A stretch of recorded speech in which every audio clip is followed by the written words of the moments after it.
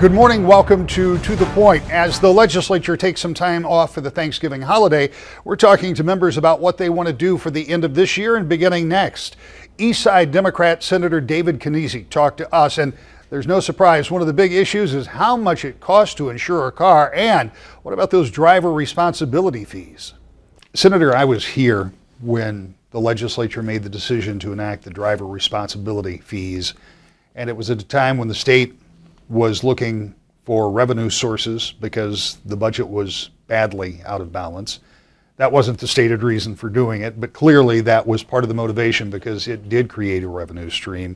And that's a stream that I believe you and many others have decided is not a good idea and not a good place for government to look for more funds. Tell me about your ideas about getting away from that driver responsibility fee. Well, as you said, Rick, this was a plan that was enacted quite a few years ago when the state was looking for more revenue, and unfortunately, the state sought to identify additional revenue on the backs of Michigan residents here. And of course, when somebody commits a driving infraction, I think that those of us here in Lansing think that there need to be repercussions when you make a mistake. But the driver responsibility fees took that a step further and said that even after you pay your fine or your fee for that initial infraction, the state of Michigan is going to come on the back end and hit you with a second fee, sometimes $500 to $1,000 a year over a 2-year period.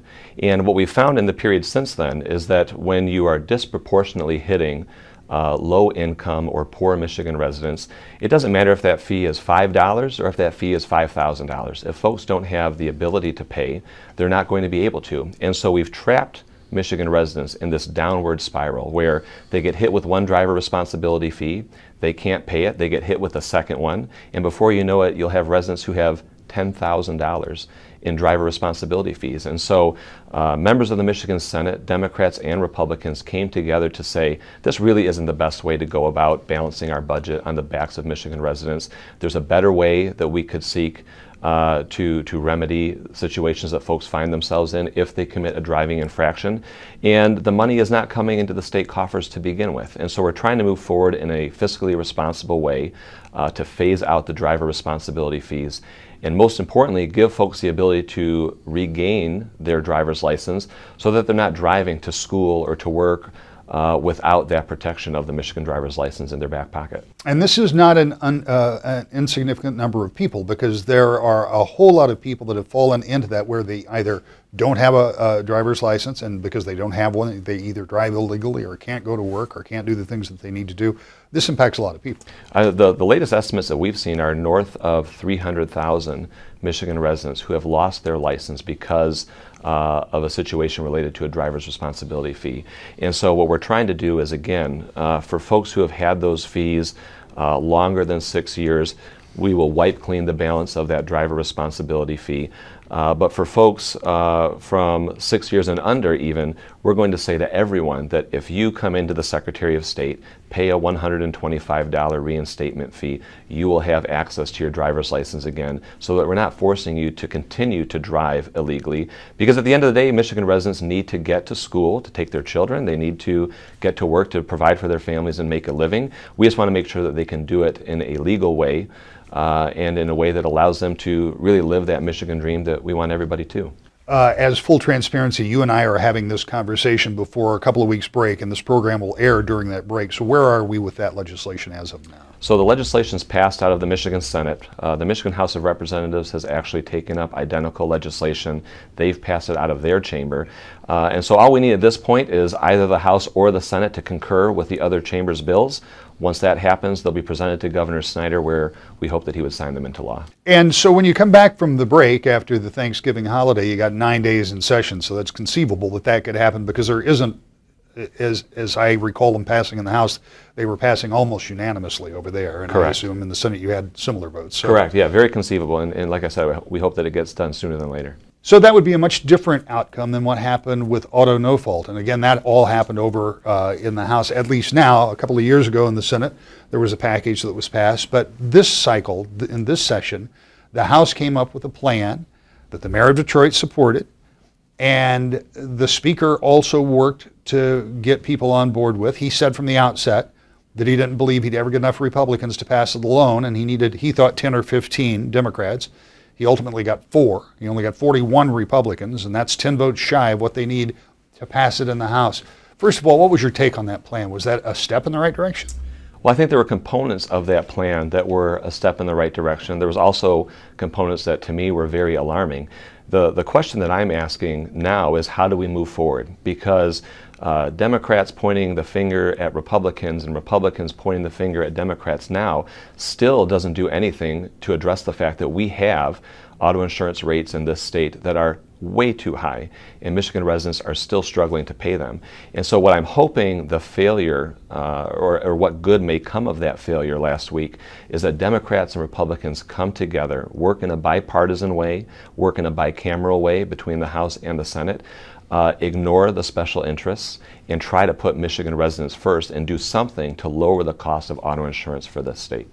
What you say resonates with the people watching this show this morning, but when you say ignore special interest, you're talking about insurance companies and trial lawyers and hospitals and rehabilitation facilities. These people make up a lot of the Lansing Lobby Corps. I mean, these are very powerful forces. So how do you get lawmakers to do that? Because those folks are here. I mean, when this was going on, and I was walking through the office buildings for both the Senate and the House, and walking through the hallways over at the Capitol, you were never more than 10 feet away from somebody lobbying on this issue for one side or the other. Right. I think now more than ever, it's a reminder of the fact that if you're a Michigan State representative, if you're a Michigan State senator, you just talked about all these special interest groups, the hospitals, the trial attorneys, the auto insurance industry. Well, we were not elected to represent hospitals, trial attorneys, or the auto insurance industry. If you're in the Michigan Senate, you have 270,000 residents who are counting on you to make a decision on their behalf every day. If you're in the Michigan House of Representatives, you've got 90,000 people who are counting on you. Those are the people who you are supposed to be beholden to. Those are the people whose interests you are supposed to represent. And so if you're moving forward with a plan trying to protect anybody, that again does not do anything to lower auto insurance rates for the people of this state. If it's a plan that holds the auto insurance industry accountable, that's a good thing. If it's a plan that holds the hospitals accountable, that's a good thing. If it's a plan that holds the trial attorneys accountable, that's a good thing. Because at the end of the day, if we as legislators are too worried about the lobbyists that are running around the Capitol or running around the office buildings every day, we're never going to get anything done. And the people of this state are going to continue to suffer. And for me, that's not an outcome that I want to see here. Is there a disconnect geographically? Because I know in your district, I suspect, and in some of your colleagues nearby on the east side, there are people that are paying, I'm told, up to $6,000 a year for car insurance, which I can't fathom. Because I can tell you on the west side of the state, I'm not aware of those kind of stories. I still feel, as I suspect most people do, that I'm paying too much, but nothing like that. So is there some kind of a lack of understanding from the geography standpoint that people don't quite get it if their constituents aren't calling up and saying, I'm paying $500 a month for insurance? Right. So Cranes did a phenomenal article the other day talking about the disparity in setting auto insurance rates. And I appreciate the fact that you acknowledge that we have some very unique challenges in southeastern Michigan that maybe other parts of the state are not facing right now. We're all facing rates that are too high. And so we should find commonality. Doesn't matter if you're in Muskegon or Monroe, Grand Rapids or Detroit, we're all paying rates that are too high. But when you come to my district, and when you come to Detroit and Dearborn Heights, Garden City, Inkster, and Redford, we are disproportionately affected by the process of redlining. We're disproportionately affected because of the zip codes we live in, our levels of education, our credit scores, our ages, our genders in some cases. And so the story that you relayed just now is not uncommon in my district. I spoke to an auto insurance salesman the other day who wrote a policy, $850 a month for an auto insurance policy. That tells me that that's a policy that the auto insurance company does not want to write. And so the article in Cranes talks about this intersection of Mack and Moross in Detroit, where on one side you're in Detroit and on the other side you're in one of the points.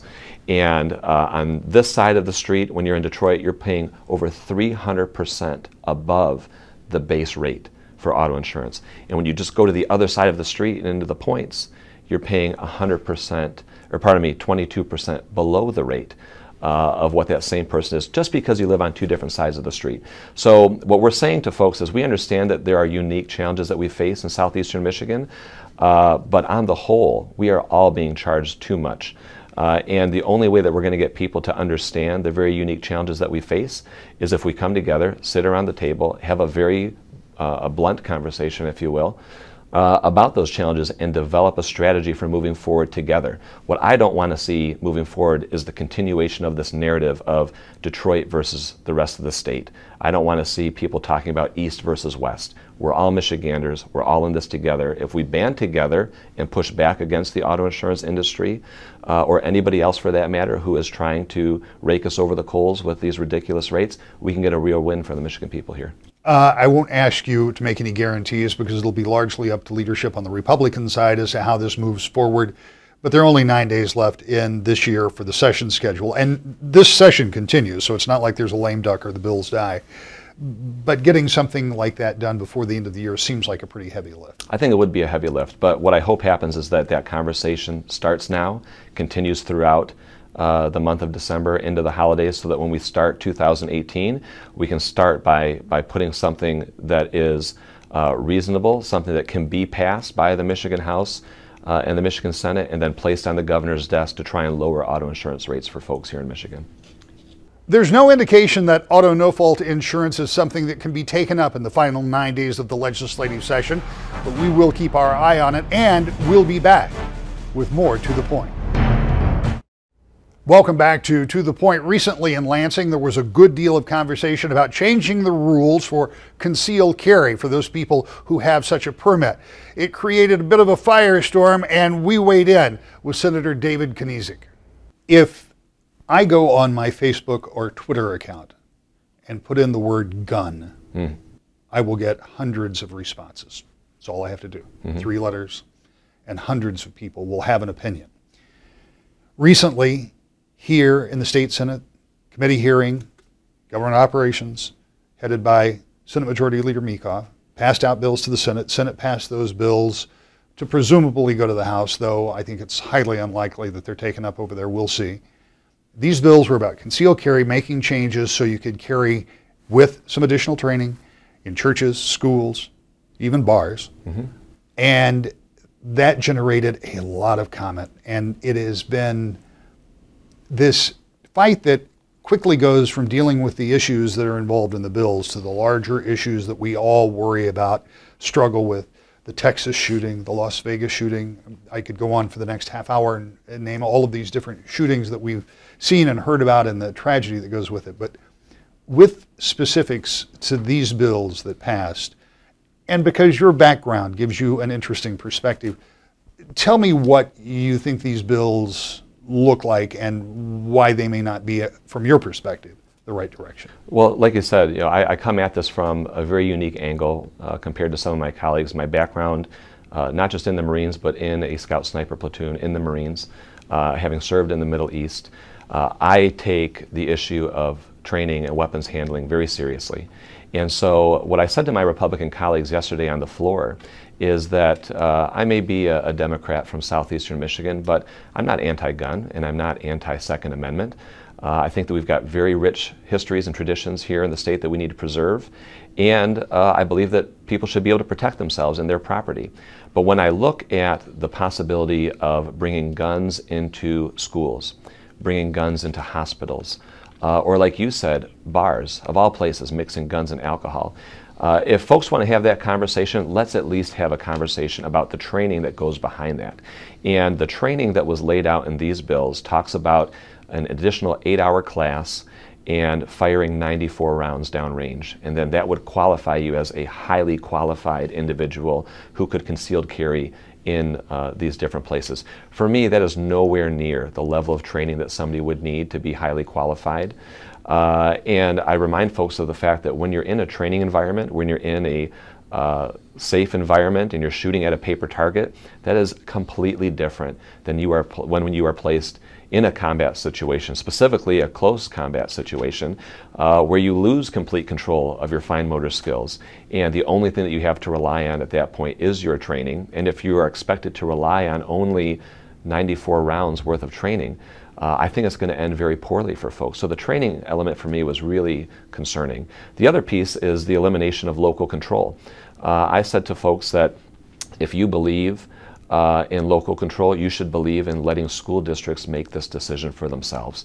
And it was concerning to me that the state of Michigan, the government, thought that they knew best and that they knew better than the parents of this state, and took away the ability of parents to, for all intents and purposes, keep their children safe the best ways that they know how. If a school district wanted to come together and say that we want to ban schools in this district, I believe that they should have the right to do that. And so for me, at a number of different levels, there were large loopholes in this bill. The levels of training weren't sufficient.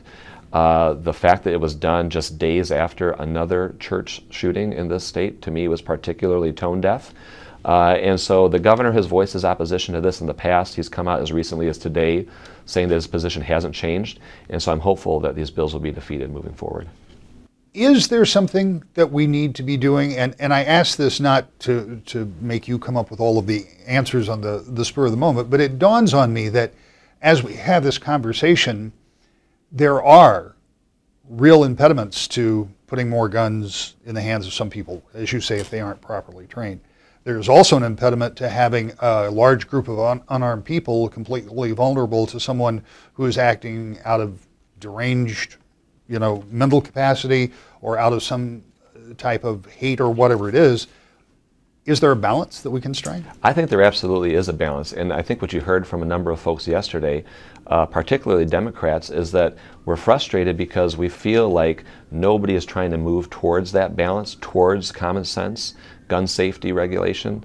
And so I think when you talk about, for example, I hear folks say to me all the time, Senator, guns don't kill people, people kill people. I said, okay, I agree with you. That's why I want background checks on those people. That's why I want mental health services available to those people.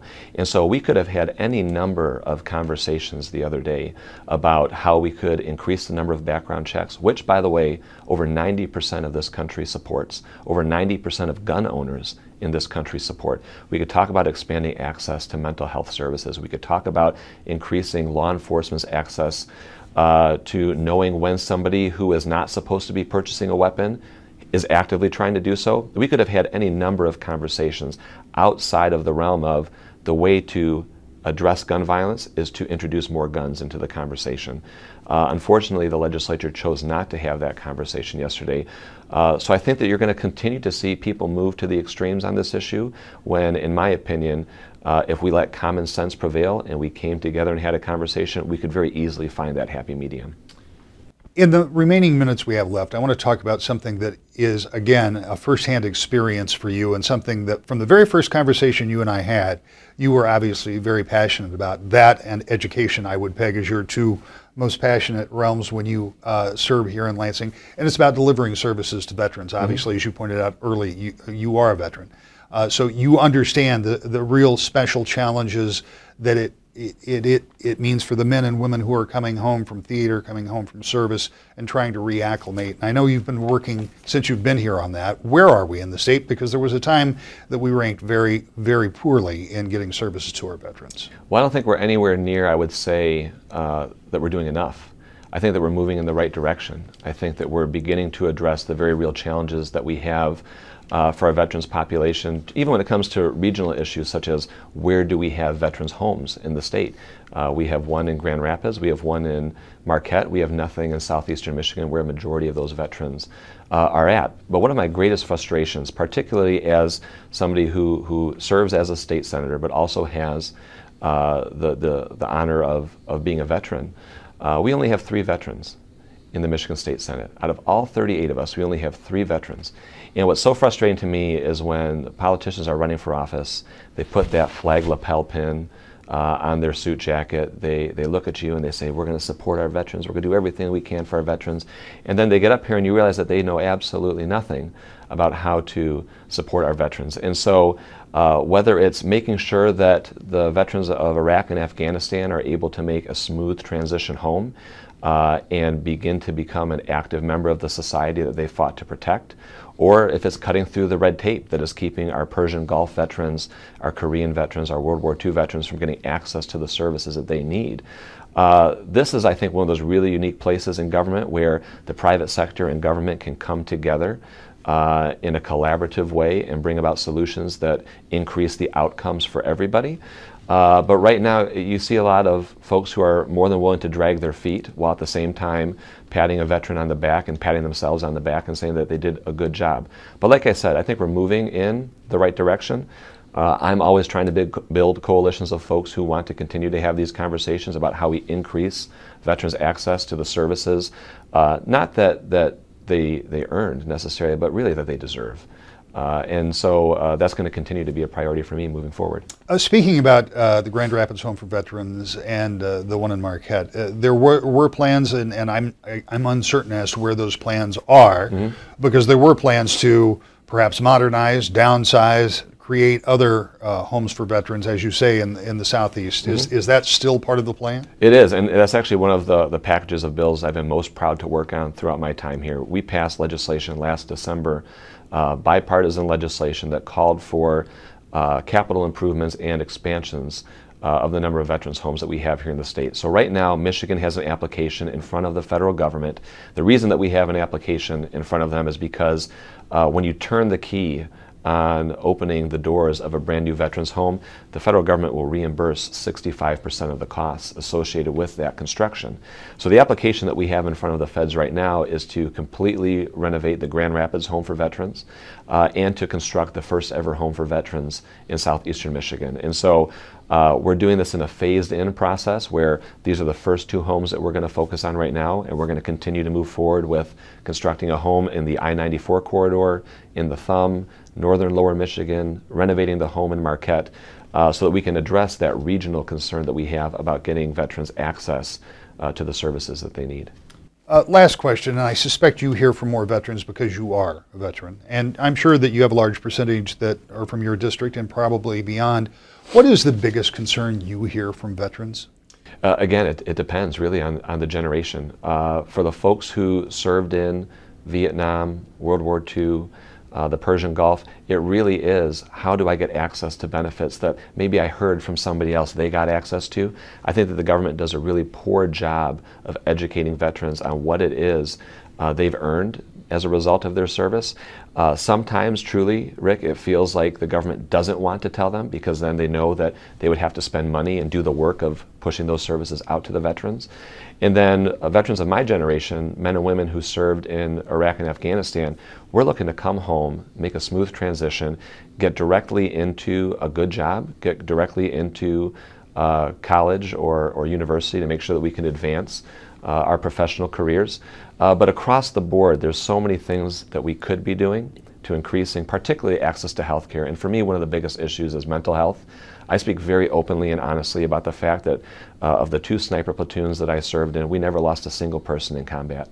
It had to come home to the United States before we started losing individuals who could not get access to the services that they need. You come from a culture that tells you that adapt and overcome. If I can't get help from here, I'm going to take care of it myself. And unfortunately, that manifests itself in ways of alcoholism, drug dependency, and unfortunately ends with suicide. And so the mental health component to me is such a common sense place that Democrats and Republicans could come together to improve for our veterans population. But it's sometimes very frustrating because you feel like it's easier, again, for them to just pretend like they're doing something, but then not actually do the hard work that's necessary. We'll be back with more To the Point. So soon the legislature will go back to Lansing. They'll have about 9 days of session time before they head off for the Christmas holidays. Then it's into 2018, but that's an election year, so we'll see how much gets done as you join us every Sunday morning right here, To the Point.